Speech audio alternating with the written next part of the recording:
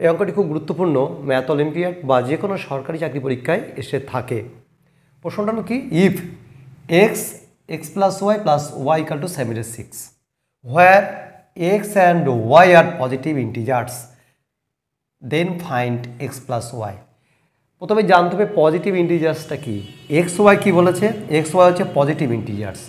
Positive integers বলতে 1, 2, 3, 4, 5 এগুলো বোঝানো হয়েছে।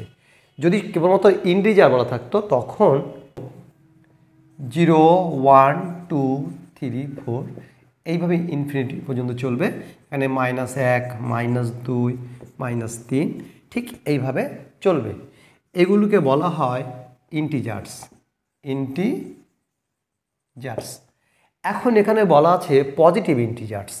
পজিটিভ ইন্টিজার্স থেকে এখান থেকে শুরু হবে, অর্থাৎ পজিটিভ ইন্টিজার যদি বলা হয় পজিটিভ ইন্টিজার্স, তাহলে পজিটিভ ইন্টিজার্স হবে 1, 2, 3, 4, 5, 6 এইভাবে চলবে।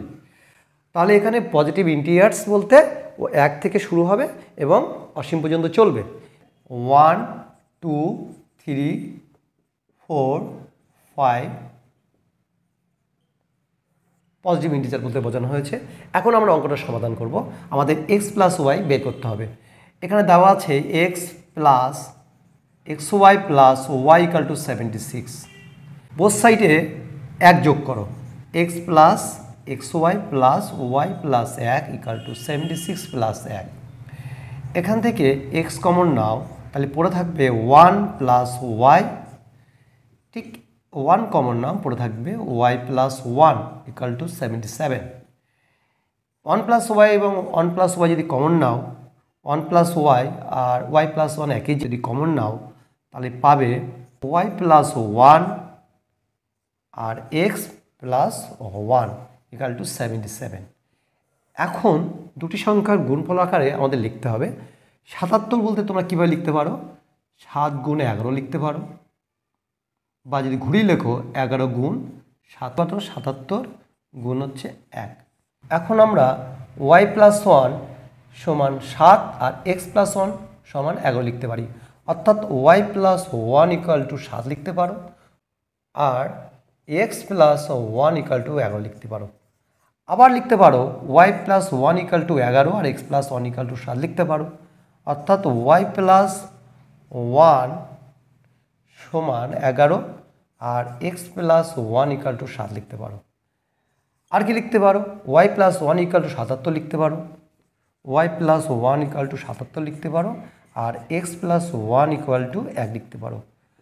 আবার লিখতে পারো 1 গুণ 77 লিখতে পারো, তাহলে ওয়াই প্লাস 1 ইকুয়াল টু 1 লিখতে পারো আর এক্স প্লাস 1 ইকুয়াল টু 77 লিখতে পারো। এখন আমরা অঙ্কটা সমাধান করার চেষ্টা করব। এখানে এক্স প্লাস ওয়াই বের করতে বলেছে। এখন এখান থেকে আমরা ক্যালকুলেশন করব। ওয়াই প্লাস 1 যদি 7 হয় তাহলে y equal to 7 minus 1 to 6।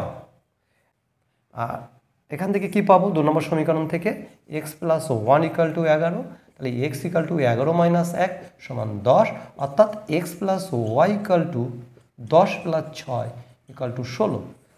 তাহলে আমরা পেলাম x plus y equal to 16। ঠিক একইভাবে যদি এখান থেকে আমরা ক্যালকুলেশন করি, ওয়াই পাবো এখানে 10 আর এক্স পাবো 6।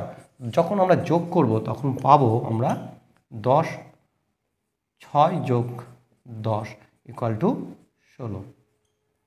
এক্স প্লাস ওয়াই তাহলে আমরা দুভাবে ক্যালকুলেশন করলাম, 16 পেলাম। আর আমরা চলে আসবো দেখি এখান থেকে কি আসে এবং কি পাই। ওয়াই প্লাস 1 ইকুয়াল যদি 77 হয় তাহলে ওয়াই ইকুয়াল টু 77 বিয়োগ 1, তাহলে পাবো 76। আর এখান থেকে পাবো এক্স প্লাস 1 ইকুয়াল টু 1, অর্থাৎ x equal to 1 minus 1 equal to 0। কিন্তু এখানে বলা আছে x and y are positive integers, তাহলে এটা গ্রহণযোগ্য না, তাহলে এটা সম্ভব না। এখন এর ক্ষেত্রে কি হবে? এর ক্ষেত্রে যদি আমরা ক্যালকুলেশন করি ওয়াই প্লাস 1 ইকুয়াল টু 1, অর্থাৎ ওয়াই ইকুয়াল টু 0, একই নট পসিবল, কেননা বলা আছে x and y are positive integers, অর্থাৎ এখানে ওয়াই পজিটিভ ইন্টিজার্স, তাহলে ওয়াই এখানে গ্রেটার দ্যান ইকুয়াল টু 1 হবে। একইভাবে x greater than equal to 1 হবে, যেহেতু পজিটিভ ইন্টিজার্স বলা আছে। তাহলে এই দুটো পদ্ধতি আমাদের ফেল হবে, এই দুটো নিয়ম আমাদের গ্রহণযোগ্য না। তাহলে উপরে যে কন্ডিশন যে দুটো পেয়েছে ওখান থেকে আমরা কি পেলাম, এক্স প্লাস ওয়াইয়ের মান তাহলে কত পেলাম, এক্স প্লাস ওয়াইয়ের মান আমরা পেয়েছিলাম 16, এক্স প্লাস ওয়াইয়ের মান 16 পেয়েছিলাম, এটাই সঠিক। তাহলে এক্স প্লাস ওয়াইয়ের মান কত হবে, এক্স প্লাস ওয়াইয়ের মান হবে 16, এক্স প্লাস ওয়াইয়ের মান হবে 16।